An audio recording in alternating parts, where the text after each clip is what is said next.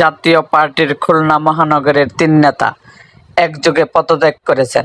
আজ শনিবার ১২ এপ্রিল খুলনা প্রেসক্লাবে আয়োজিত সংবাদ সম্মেলনে তারা এই পদত্যাগের ঘোষণা দেন। একই সঙ্গে নিজেদের রাজনৈতিক জীবনের কিছু ভুল স্বীকার করে জনগণের কাছেও ক্ষমা চান।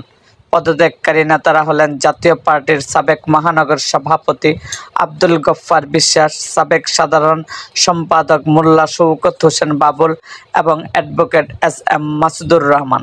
তারা বলেন, ভুল স্বীকার করা এবং ক্ষমা চাওয়া রাজনৈতিক শুদ্ধাচরণের অংশ। আমরা চাই রাষ্ট্রের পূর্ণ সংস্কার হোক, যাতে ভবিষ্যতে আর কোনো স্বৈরশাসক জনগণের কাঁধে চেপে বসতে না পারে। ৩ নেতা জানান, তারা আপাতত কোনো রাজনৈতিক দলে যোগ দিচ্ছেন না, তবে ভবিষ্যতে পরিস্থিতি ও সময় অনুযায়ী সিদ্ধান্ত নেওয়া হবে বলেও ইঙ্গিত দেন।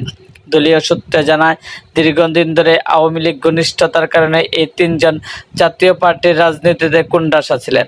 এমনকি দলটির ঘোষিত সর্বশেষ কমিটিতেও তাদের কোনো পদ ছিল না। তবে এর আগে রওশন এরশাদ অনুসারীরা সংবাদ বিজ্ঞপ্তির মাধ্যমে যে মহানগর কমিটি দিয়েছিল, তাতে তাদের নাম ছিল। আব্দুল গফফার বিশ্বাস অতীতে বিএনপির মহানগর সহসভাপতির দায়িত্বে ছিলেন। তিনি বলেন, অপারেশন ক্লিন হার্টের সময় অসংখ্য নির্যাতনের ঘটনার প্রতিবাদে আমি বিএনপি থেকে পদত্যাগ করেছিলাম। পরে তিনি জাতীয় পার্টিতে যোগ দিলেও দল বদলের ইতিহাস তার রাজনীতিতে নানা বিতর্ক সৃষ্টি করে। গত ১৫ বছর ধরে গফফার বিশ্বাস আওয়ামী লীগ ঘনিষ্ঠ হয়ে খুলনার মোটর বাস মালিক সমিতি, নিউ মার্কেট দোকান মালিক সমিতি সহ একাধিক ব্যবসায়ী সংগঠনের নেতৃত্ব দিয়েছেন।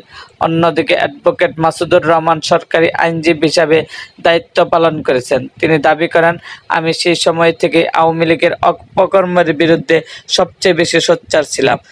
৩ নেতার এই পদত্যাগ জাতীয় পার্টির খুলনা ইউনিটে একটি নতুন নেতৃত্বের সূচনা এবং রাজনৈতিক ভারসাম্য বদলের ইঙ্গিত দিচ্ছে বলে মনে করেন স্থানীয় রাজনৈতিক বিশ্লেষকেরা। এরকম আরও ভিডিও পেতে এবং রাজনৈতিক অঙ্গনের নানা ঘটনা ও ইতিহাস জানতে আমাদের মুক্তাগাছার ইতিহাস মিডিয়া ইউটিউব চ্যানেলটিকে সাবস্ক্রাইব করুন এবং পাশে থাকা বেল আইকনটি বাজিয়ে দিন।